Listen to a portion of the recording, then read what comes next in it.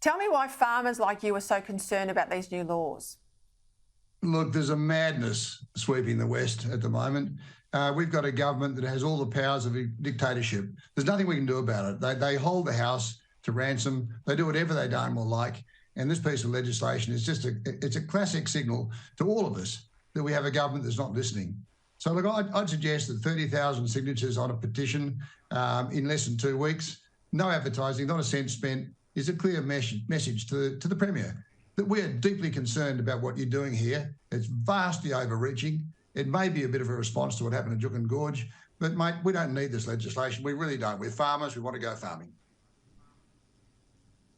So give us a practical sense. I made the point about 50 centimetres. It's not much to go down for a farmer just to run their property, but that's the draconian catch, you know, the net you're caught in with this.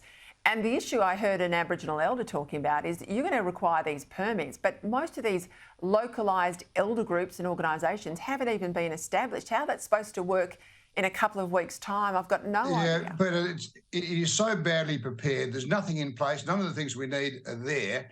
And look, to be fair, it doesn't encompass everything. They're saying like for like, but they're peddling with snake oil a piece of legislation that they're prepared to spend $100 million on implementing.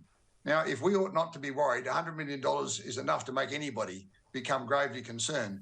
Now, if I do like for like, which is sow the same bit of crop or everything the same as before, I'm pretty safe. But we don't do that. You know, we're a progressive industry. We're always moving forward.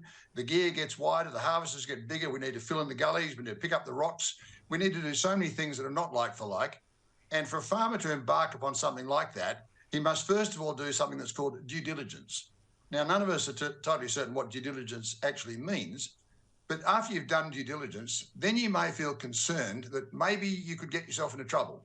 So then you actually apply to your local LARC. These don't exist at the moment. And for a fee, as you said, they will come out on my property or anyone else's property to determine whether Aboriginal culture and heritage actually exists. Now, this is an unbelievably immeasurable, an unquantifiable statement. It can be a landscape, it can be a watercourse, it can be any darn thing.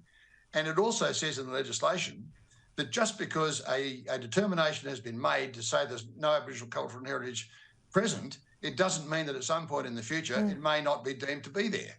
So it's dangerous.